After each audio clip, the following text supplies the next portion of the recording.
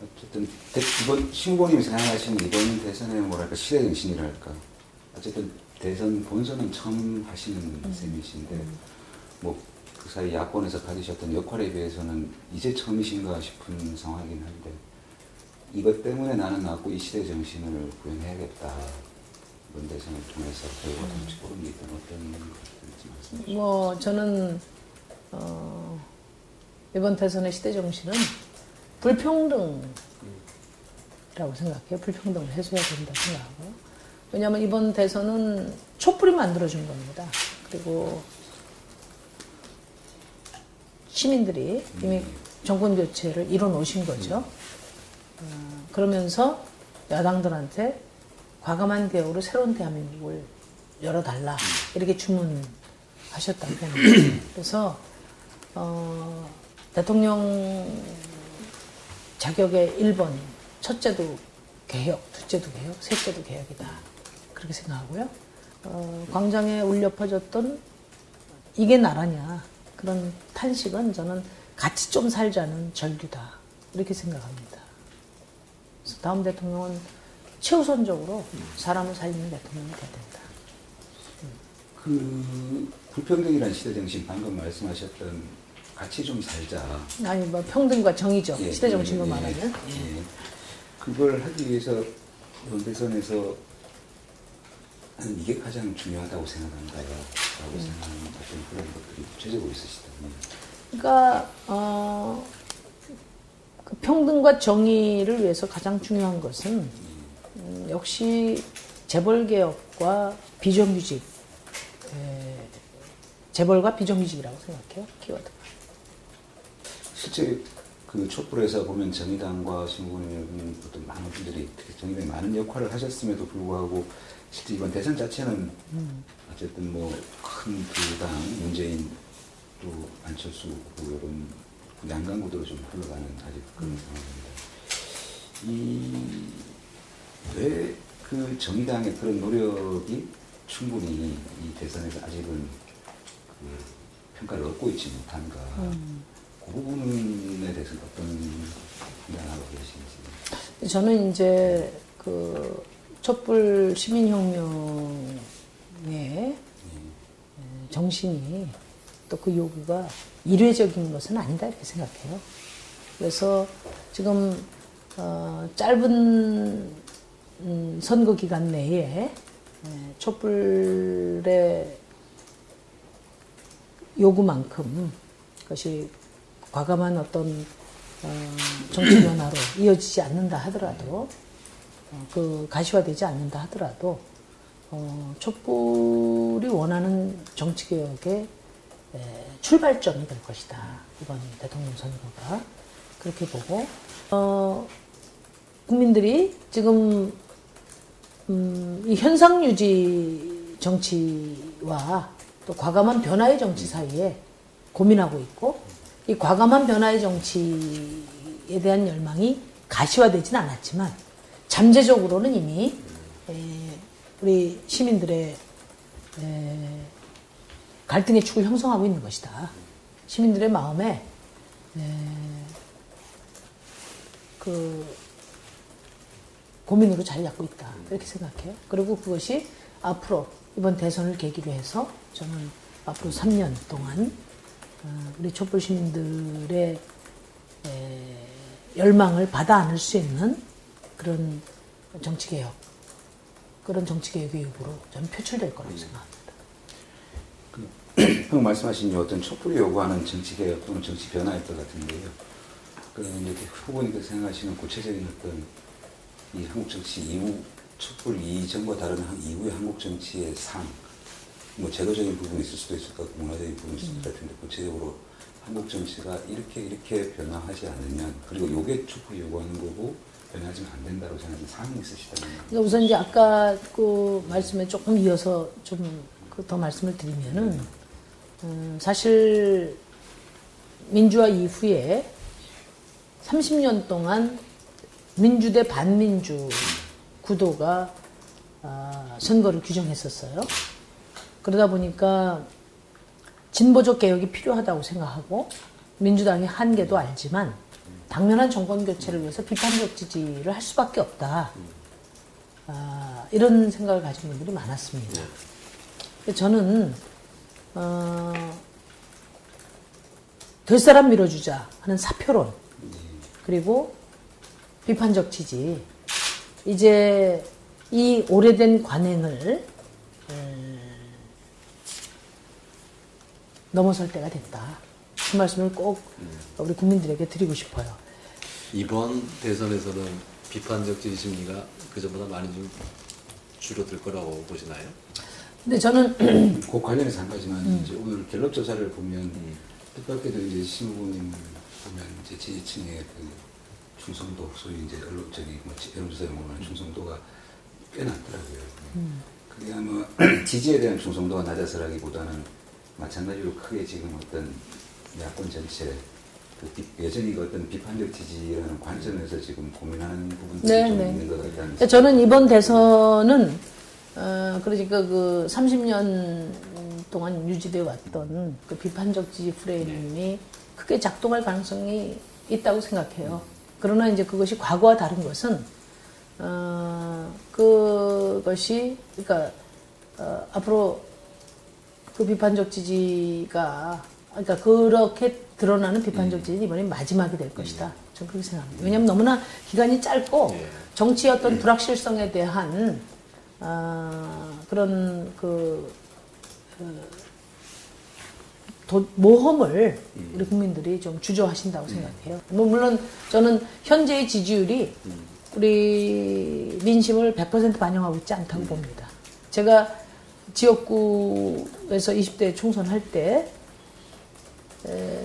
그 투표일 일주일 전만 하더라도 제가 지는 여론조사도 나왔어요. 제가 수도권 최다 득표자입니다. 그래서 뭐 앞으로 남은 기간 동안에 이제 TV 토론이나 이런 과정을 거듭하면서 심상정 지지율이 가시화될 것으로 보고 그럼에도 불구하고 지금 이 시대 정신을 반영한 그런 과감한 변화로까지 연결되기 어렵다 이렇게 보죠. 그러나 그것은 아까도 말씀드린 것처럼 여기서 끝나는 것이 아니라 시작이다 이렇게 생각합니다. 그렇게 가는 과정에서 지금 한참 하고 계신데 이게 좀 없어서 좀 아쉽다. 당 내적인 거 말고 외적으로 예를 들어 뭐 사실상 이제 토론하시면서 처음으로 이제 동등한 후보의 자격으로 평등한 어떤 그런 교회장이 마련됐다. 그러니까 선거에서는 이제 지지율이 저는 100% 민심을 반영하고 있지 않다고 제가 말씀드린 것은 선거에서는 큰 구도가 짜지면 후발주자가 손해를 크게 보게 돼 있어요. 그러니까 지금까지 제가 어제 첫 토론을 했는데 어떤 느낌이냐면 지금까지 다른 후보들은 고속도로로 달리고 저는 국도로 달리다가 처음으로 고속도로에 이렇게 진입한 그런 상태가 아닌가. 그래서 앞으로는 심상정도 짧은 기간이지만 이제 속도를 더 낼 수 있다. 그렇게 생각합니다. 두 자릿수를 반드시 이뤄내겠습니다.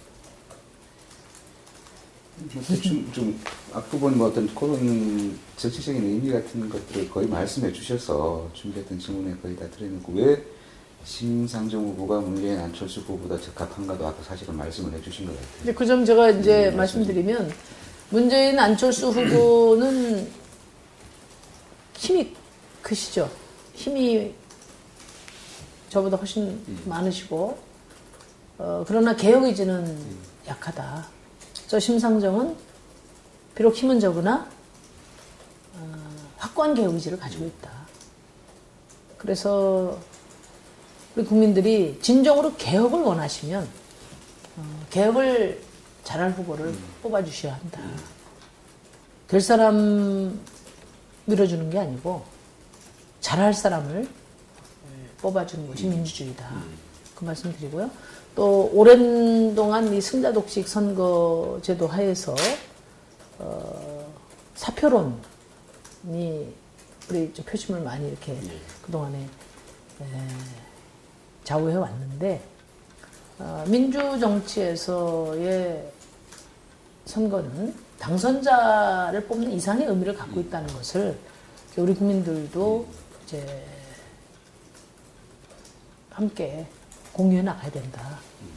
그러니까 심상정 사퇴는 정의당의 퇴장뿐만 아니라 우리 정의당이 지지하는, 정의당이 대변하는 우리 사회 사회적 약자들의 퇴장을 의미하는 것이고, 그렇게 되면 선거 과정에 그들의 목소리가 반영되지 않고 결국 민주주의가 나빠지는 것 아니냐.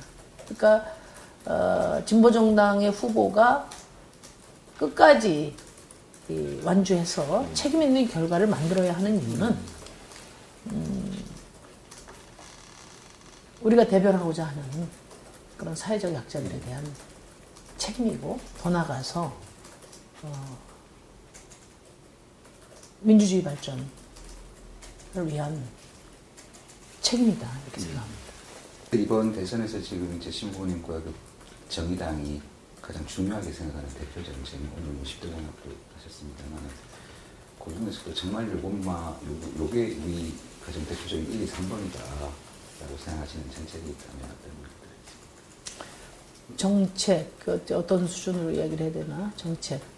그러니까 뭐 첫 번, 큰 틀보다는 우리 아주 어떻게 보면 작더라도 저는 이제 기본적으로 이제 노동, 청년, 여성인데 구체적인 정책은 이제 비정규직을 정규직화하는 것이 중요하고요. 두 번째 이제 청년은 청년 사회 상속제라고 제가 냈습니다. 이게 지금 많이 안 알려져 있는데 오늘 전효옥 씨가 어디 페북에다가 아주 매력적인 공약이라고 이렇게 칭찬을 했는데, 그거하고, 세 번째는 슈퍼우먼 방지법이라고, 출산휴가 대책입니다. 그러니까 첫 번째는 사실은, 우리 사회 불평등의 한 복판에 있는 문제고요, 비정규직 문제가. 그 다음에 비정규직 문제의 한 복판에 있는 게 또 청년 문제고요. 그 다음에 우리 사회 가장 지금, 고질적인 문제, 저출산 문제에 대한 대책이죠. 이 세 가지가 사실은 어떤 우리 시민들에게, 그러니까 우리 시민들을 가장 옥죄고 있는 문제이면서 그 주체들의 동참을 가장 주체들이 개혁에, 그러니까 그분들을 개혁의 주체로 세우는 핵심 공약이기 때문에 제가 추천을 한 겁니다. 비정규직 노동자들, 청년들, 그리고 여성들, 이분들이 변화의 정치의 주축으로 나설 때 저는 다음 정부가 성공할 수 있다, 이렇게 봅니다. 이제 뭐 정책과 관련해서는 조금 한 가지 여쭤보면은 대통령의 도전을 하신 거고, 네. 그러다 보니까 이 외교 안보도 굉장히 중요한 겁니다. 지금 가장 당면한 문제가 지금 내일 태양절인데 핵실험이 할 일이 많으니, 그런데 이 북핵 문제에 대한 해법이 있으시다면 어떻게 생각하시나요? 그러니까 이제 북핵 문제에 대해서 어떤 대응책이 있냐. 대체로 정치권에서 이 북핵 문제에 대한 논리는 대응 논리입니다. 근데 저는 대응 논리가 아니라 해결 논리를 찾아야 한다. 대응이 아니라 해결하겠다, 이런 말씀 드리고요. 사실 군사적 대응책이 불필요하다는 것이 아니라 실효성이 없다. 북핵에 대한 대응이 고작 사드냐? 좀 그렇게 묻고 싶어요. 사드가 북핵 대응에 실효성이 없다는 것은 사실 상당 정치인들이 다 알고 있는 내용이거든요.